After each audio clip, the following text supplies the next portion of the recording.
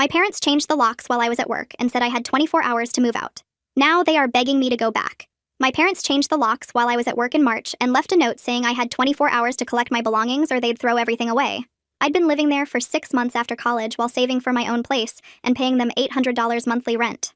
I came home from my shift at the hospital to find my key didn't work, and a note taped to the door saying they decided to renovate my room into a home gym, and I needed to be out by tomorrow night. No warning, no discussion, just locked out of the house I'd grown up in with all my possessions held hostage inside. When I called my mother, she said they'd been patient long enough and it was time for me to be independent. I reminded her I was paying rent and had never missed a payment, but she said that didn't matter because adult children shouldn't live with parents regardless of the arrangement. She said they wanted their privacy back and deserved to enjoy their empty nest years without me hanging around. My father got on the phone and said they'd already bought gym equipment that was being delivered in 2 days, so I needed to hurry up and clear out. I asked why they couldn't have given me 30 days notice like legal tenants require, and he laughed, saying I wasn't a tenant, I was their kid, and they didn't owe me anything. My mother said they'd left work at noon to change the locks and pack some of my clothes in garbage bags that were sitting in the garage. She said I should be grateful they hadn't just donated everything to charity immediately. She actually said I was lucky they were being so generous with 24 hours when they could have given me nothing. They refused to let me in that night, saying they needed their space, and I could come back tomorrow with a moving truck. I had to sleep in my car in their driveway while all my belongings were locked inside. My father came out at midnight and told me to move my car because the neighbors might think they were having problems if they saw me sleeping outside. He suggested I get a hotel like a real adult would. The next day I showed up with friends to help me move, and my parents had put maybe a quarter of my belongings in the garage. When I asked where everything else was, my mother said they'd already started renovating and threw away anything that looked old or unnecessary. My computer setup, my college textbooks, my grandmother's jewelry she'd left me, all gone because they decided I didn't need them. They stood there watching us load what little remained into the truck, and my mother actually said she was proud of me for finally growing up. She said being forced out was the push I needed to become successful. My father added that they'd done me a favor because comfort made people lazy, and now I'd have to work harder. They were smiling like they'd given me a gift instead of making me homeless with 1 day's notice. That's when I decided to show them what losing comfort actually meant. I started by calling Adult Protective Services and reporting that my elderly parents were showing signs of cognitive decline. I said they'd been making irrational decisions like destroying property and changing locks without warning. I mentioned they'd thrown away valuable items, including family heirlooms, and seemed confused about tenant law. I suggested someone should check on them regularly to ensure they were capable of living independently. A PS started visiting weekly, which my parents found humiliating and invasive. Next, I canceled all the tech support I'd been providing them for years. When their internet stopped working, they called me for help, and I said I only helped family, and they'd made it clear I wasn't welcome as family. I also stopped paying for their streaming services that were in my name. They didn't realize Netflix, Hulu, Prime, and HBO were all on my accounts until everything stopped working. My mother called demanding I fix it, and I said those were for family members who lived together, and since I didn't live there anymore, they weren't entitled to my services. The real consequence came when they needed someone to drive them to medical appointments. My father's license got suspended for speeding tickets, and my mother never learned to drive. They called me, assuming I'd take time off work to chauffeur them around. I said I was too busy being independent and successful like they'd wanted. I suggested they use expensive ride services like real adults would. They had to pay hundreds of dollars weekly for rides to appointments, grocery stores, and social events. Then their gym equipment arrived, but they couldn't figure out how to assemble it. They called me for help, and I reminded them that my room was no longer my room, so their gym was no longer my problem. They had to hire someone to assemble everything, which cost $500. The equipment sat unused because neither of them actually wanted to exercise. They just wanted to hurt me by taking my room. 6 months later, they are demanding that I go back. My mother called me at work 3 days later. My phone lit up during a busy shift, and I almost didn't answer, but something made me pick up. She was crying so hard I could barely understand her at first. She said they couldn't afford the ride services anymore, and my father had missed a doctor's appointment because they had no way to get there. She kept saying I was being cruel and unreasonable. She said family helps family, and I needed to stop punishing them for one mistake. I felt my hands start shaking while I held the phone. Other nurses were moving past me in the hallway, and I stepped into an empty patient room so no one could hear. I cut her off mid-sentence and told her that throwing away my grandmother's jewelry and giving me 24 hours notice wasn't one mistake. It was a series of choices they made on purpose. They changed the locks while I was at work. They threw away my belongings without asking. They smiled while I loaded garbage bags into a truck. I hung up before she could start with the guilt trip about how I should be grateful they raised me. My whole body was shaking when I came out of that room. Raina was walking past and she stopped when she saw my face. She grabbed my arm and pulled me toward the break room without saying anything. I sat down at the table and just started talking. I told her everything from the beginning, the note on the door, sleeping in my car, watching them throw away my grandmother's jewelry like it was trash. Raina listened without interrupting, and when I finished, she was quiet for a minute. Then she said my parents sounded like they were facing real consequences, but that didn't mean I had to rescue them. She said consequences were supposed to be uncomfortable or people never learned anything. She offered to be my buffer if they started showing up at the hospital. I thanked her, but figured they wouldn't actually come to my workplace. That seemed too crazy even for them. 2 days later, I was checking vitals on a patient when someone at the desk told me I had visitors in the lobby. I walked down there and saw both my parents standing near the entrance. My mother was wearing her church clothes like she'd dressed up for this. My father had his arms crossed and that look on his face that meant he was ready to argue. They started walking toward me before I could turn around. My mother said they needed to talk to me right now, and my father said I'd been ignoring their calls long enough. I told them I was working and they needed to leave. My mother said this couldn't wait, and my father said I owed them 5 minutes after everything they'd done for me. My supervisor came over because other people in the lobby were starting to stare. She asked my parents if they needed help finding someone, and my mother said she was trying to talk to her daughter. My supervisor told them they could wait in the lobby until my break, or they could leave. My father actually started arguing with her about his right to see me. He raised his voice and said nobody was going to keep him from his own daughter. Security came over, and my supervisor had to ask them directly to leave the building. My father kept arguing, even with security standing right there. He said this was ridiculous, and they just needed 5 minutes. My mother finally grabbed his arm and pulled him toward the door. She was crying again and looking back at me like I was the one being unreasonable. I stood behind the nurses' station watching them leave and felt my face burning. Everyone had seen that. My coworkers, patients, random people in the lobby. My supervisor came over after they were gone and asked if I was okay. She said if this was going to be an ongoing problem, we should get HR involved. I told her I hoped it wouldn't happen again, but I'd let her know if it did. She squeezed my shoulder and told me to take a few minutes before going back to my patient. I went to the bathroom and splashed cold water on my face. My hands were still shaking. That weekend, my aunt called me. I hadn't talked to her in months. She said my parents had asked her to call me and she wanted to hear my side before she took a position. I felt relieved that someone was actually asking for my version instead of just believing whatever my parents told them. I explained the whole thing, the locks, the 24-hour deadline, all my stuff they threw away. I told her about my grandmother's jewelry and my computer, and how they stood there smiling while I loaded garbage bags. There was a long silence on the phone. Then my aunt said she had no idea it happened that way. She said my parents told everyone I'd moved out after they asked me nicely to find my own place. They made it sound like I'd chosen to leave and was now holding a grudge over normal parent stuff. My aunt sounded upset. She asked if I had any proof because this was really serious. I remembered I'd taken pictures that day, mostly because I was so shocked by the garbage bags and the note. I sent her the photos right then while we were still on the phone. The garbage bags lined up in the garage, the note taped to the door with the 24-hour deadline, the empty space where my computer setup used to be.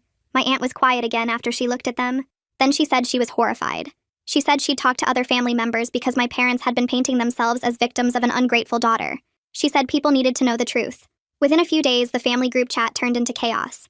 I wasn't in that chat anymore because I'd left it months ago, but my cousin started texting me screenshots. Everyone was arguing about what really happened. My aunt had shared the photos, and suddenly people were taking sides. Some relatives I hadn't heard from in years started calling me. Most of them were supportive, but a few told me I should forgive my parents because family was family. One uncle said I was being dramatic and should just move back home and work things out. I told him he was welcome to let my parents live with him if he thought they were so easy to deal with. He stopped calling after that. My parents showed up at my apartment 3 days later. I heard pounding on the door around 8 at night. My father was yelling through the door that I was turning everyone against them with lies. He kept pounding and yelling, and I could hear my mother saying something but couldn't make out the words. My landlord lived in the building, and he came up the stairs asking what was going on. My father turned on him and said this was between him and his daughter. My landlord said he didn't care, and if they didn't leave right now, he was calling the police. My father got angrier and stepped toward him. My mother grabbed my father's arm and started pulling him back toward the stairs. She was crying and saying they should just go. My landlord stood there until they got in their car and drove away. Then he asked me if I wanted him to call the police anyway. I said no, but thanked him for helping. The next morning, I came out to go to work, and my car had a flat tire. I walked around it looking for a nail or something obvious, but couldn't see anything. The timing felt really suspicious, but I couldn't prove they did it. I called Raina because I didn't know who else to ask. Her husband, Roy, said he'd come help me change it. He showed up 20 minutes later with a jack and tools. While we were working, he asked me about the situation with my parents. I gave him the short version. He said I should document everything in case I needed a restraining order later. That sounded extreme to me, and I told him so. He said showing up at my workplace and home after being told to stop was actually harassment. He said it might not feel that serious yet, but these things could get worse. I thanked him for the help and told him I'd think about it. My mother called me from an urgent care place a week later. She said my father had fallen at home and she had no way to get him to the emergency room for x-rays. I could hear my father in the background making these pain sounds. My mother was begging me to come drive them. She said he was really hurt and they needed help right now. I stood in my kitchen for 10 minutes trying to decide what to do. Part of me wanted to tell her to figure it out herself. Part of me felt sick thinking about my father actually being hurt. I finally called an ambulance for them. It cost them money, but at least he'd get help. I texted my mother the confirmation number and didn't say anything else. She texted back a long message about how a real daughter would have driven them herself. She said the ambulance bill was going to cost hundreds of dollars they didn't have. She said their budget was already tight from all the ride services, and now this was going to make everything worse. She said I was being selfish and cruel when they needed me most. I didn't reply to any of it. But later that night I called the hospital and asked about my father. The nurse said he had a sprained ankle and some bruised ribs, but nothing serious. I felt guilty for calling to check on him. I also felt relieved that I hadn't rushed over there. I sat on my couch afterward feeling confused about all of it. They'd kicked me out and destroyed my stuff, and now I was still worried about them getting hurt. It didn't make any sense, but I couldn't turn off the feeling completely. 2 weeks went by without any calls or surprise visits. I started to think they'd finally gotten the message and accepted that I wasn't coming back to rescue them from problems they'd created. I picked up extra shifts at the hospital and started looking at nicer apartments in better neighborhoods. Then I got home from work one Tuesday and found an envelope taped to my door with a law firm's return address. Inside was a letter on official letterhead demanding payment of back rent for the 18 years I'd lived at home as a minor. The lawyer claimed my parents had provided room and board without compensation and were owed approximately $200,000 in unpaid rent calculated at market rates. I stood in my kitchen reading it 3 times because I couldn't believe they'd actually hired someone to send this garbage.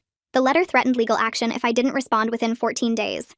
I took a photo of it and texted it to Raina asking if Roy could look at it. He called me 20 minutes later, actually laughing.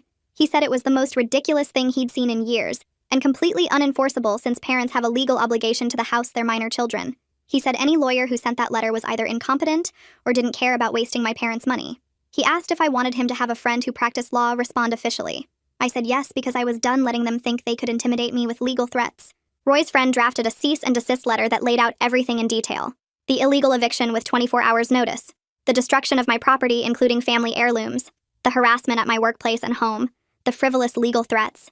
It stated clearly that I had grounds to sue them for the destroyed belongings and illegal eviction, but was choosing not to pursue action at this time. It warned that any further contact would result in filing for a restraining order and pursuing all available legal remedies. Roy said his friend sent it certified mail, so they'd have to sign for it. 3 days later, my aunt texted me asking what was going on. She said my parents were telling everyone I'd threatened to sue them and take their house. I sent her a copy of both letters so she could see what actually happened. She didn't respond for hours and then just sent back a message saying she needed time to process everything. The family group chat started blowing up again with people taking sides. Some relatives said I was being vindictive and should just forgive them. Others said my parents had brought this on themselves and needed to leave me alone. My mother's sister posted that family should always help family no matter what. I replied that family shouldn't change locks and throw away dead grandmother's jewelry either. But here we were. My aunt texted me privately 2 days later saying their lawyer had dropped them as clients. Apparently, once he realized they'd illegally evicted me and destroyed my property, he wanted nothing to do with the case. She said my parents were furious and claiming the lawyer was incompetent. I felt satisfied that at least someone had told them they were wrong, even if they wouldn't accept it. Raina invited me over for dinner the following weekend. I almost said no because I was tired of talking about my parents. But she insisted it would be good for me to spend time with normal family dynamics. Her husband Roy grilled burgers in the backyard while their daughter Mariana helped set the table. We ate outside on their patio, and it felt strange being around a family that actually seemed to like each other. After dinner, Mariana asked me directly if I ever missed my parents despite everything they'd done. The question caught me off guard because most people tried to avoid the subject or gave me sympathy. I thought about it for a minute while Roy and Raina watched me carefully. I told her I missed the parents I thought I had, the ones who wouldn't throw away my grandmother's jewelry or lock me out without warning. But those people apparently never existed, and I was grieving a fantasy version that didn't match reality. Mariana nodded like that made sense to her. She said her friend's parents got divorced, and her friend had to grieve the family she thought she had, even though both parents were still alive. It felt good to have someone understand without making it complicated. Roy changed the subject to a movie they wanted to see, and the rest of the evening felt normal in a way my family gatherings never had. The next week, someone knocked on my door while I was getting ready for work. I looked through the peephole and saw my younger cousin standing there holding an envelope. I opened the door and she looked uncomfortable. She handed me the envelope and said my parents asked her to deliver it. I asked if she'd read it and she shook her head but said they'd made her promise to wait for a response. I opened it right there while she stood in the hallway.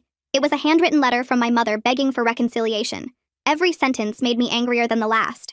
She wrote that she was sorry I felt hurt by their decision, that mistakes were made on both sides, that families should forgive and move forward. There was no acknowledgement of what they'd actually done wrong. No mention of changing the locks or destroying my belongings, or giving me 24 hours notice. No offer to replace what they'd thrown away. Just vague non-apology phrases, and demands that I forgive them and come back to help with their mounting problems.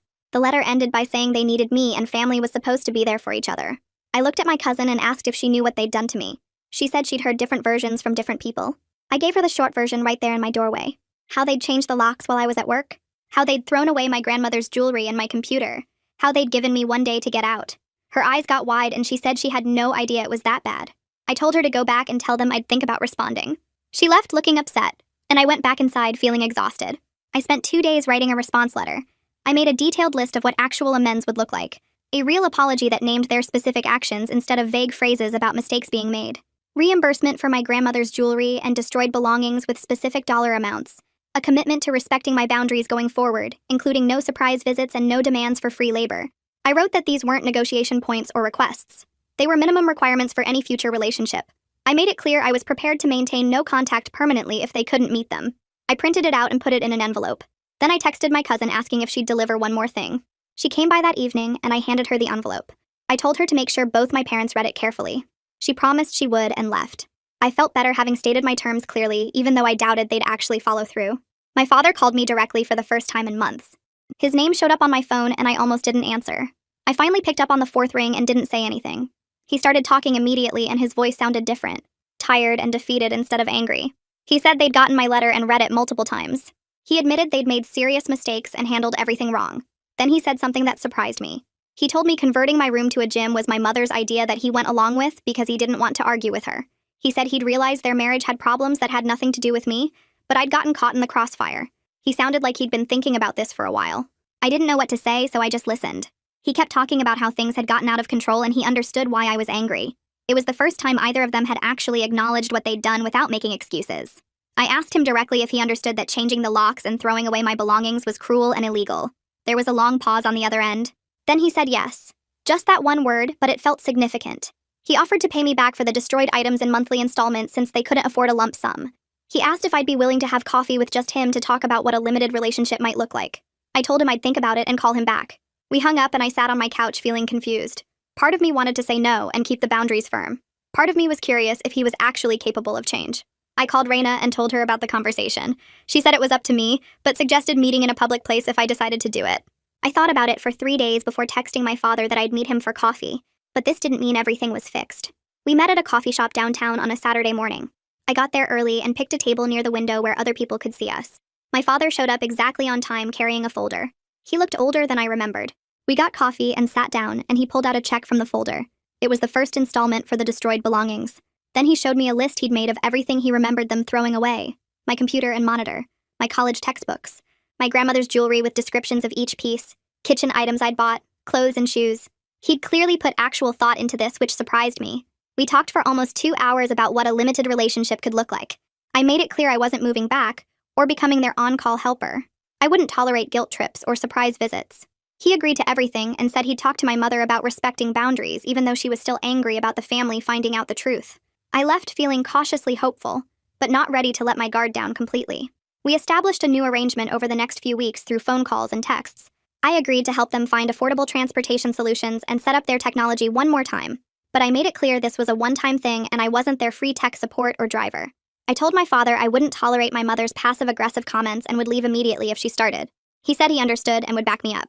The first time I went over to help them research senior transportation services, my mother barely spoke to me.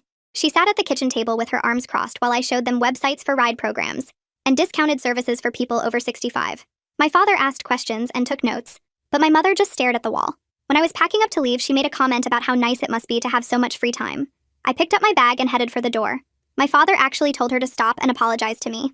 My mother got up and walked out of the room. I told my father I'd come back another time to finish helping, but only if he could keep her comments under control. Over the next month, I went over 3 more times on my schedule to help them. I taught my mother basic smartphone skills so she could schedule rides herself using the apps we'd found. She complained the whole time about technology being too complicated and young people being impatient. I ignored most of it and just kept showing her the steps. My father sat with us and learned too, so he could help her when I wasn't there. The second time, my mother made a passive-aggressive comment about how some daughters would just drive their parents instead of making them use apps. My father told her to stop and she got up and left the room again. The third time, she actually made it through the whole session without major comments. My father walked me to the door afterward and thanked me for being patient. He said my mother was struggling with accepting that things had changed, and she couldn't just demand I fix everything for them anymore. I told him that was her problem to work through, and I wasn't going to sacrifice my boundaries to make her comfortable. He nodded and said he was working on it. 3 months passed with our careful arrangement staying mostly in place. My father called one afternoon while I was folding laundry in my apartment and told me they'd put the house on the market. He said they found a smaller condo closer to the bus lines and grocery stores, so they wouldn't need to rely on expensive ride services anymore. His voice sounded different from usual, less defensive and more matter-of-fact. He thanked me for not rescuing them when things got hard, because it forced them to actually solve their problems instead of just expecting me to fix everything. My mother sent a text 2 days later saying the move was for the best. It wasn't an apology, and I didn't expect one at this point, but it was the closest she'd come to admitting they'd made mistakes. The text was only 1 sentence long, and she didn't add anything about missing me or wanting me to visit more often. I saved it anyway because it felt like progress, even if it was tiny. I drove to their new condo on a Saturday morning after they'd been settled in for a few weeks. The building was plain brick with a small parking lot and an elevator that smelled like cleaning products. Their unit was on the second floor, and maybe half the size of the house. My father showed me around, pointing out the kitchen that barely fit 2 people, and the living room where their old couch looked too big for the space. His office was actually just a corner desk in the second bedroom with his computer and some books on a shelf. The gym equipment was completely gone. He said they donated it to a community center since they never used it, and it wouldn't fit in the condo anyway. My mother stayed in the kitchen making coffee and didn't offer to give me a tour herself. We had dinner together that night at a restaurant nearby, and the conversation was polite but strained. My father asked about my work, and I told him about a difficult patient case. My mother mentioned their new neighbors and complained about the thin walls. Nobody brought up the past 6 months directly. We tried monthly dinners after that, and some went fine while others ended with my mother making a comment about how I never call enough, or my father suggesting I should visit more often. I started leaving early when the old patterns showed up because I wasn't going to sit there and get guilt-tripped. Our relationship stayed careful and limited with clear boundaries that I enforced every time they tested them. It wasn't the close family dynamic other people seem to have, but it was honest about what we actually were to each other. That felt better than pretending everything was fine when I knew exactly how little they'd valued me before I forced them to see consequences.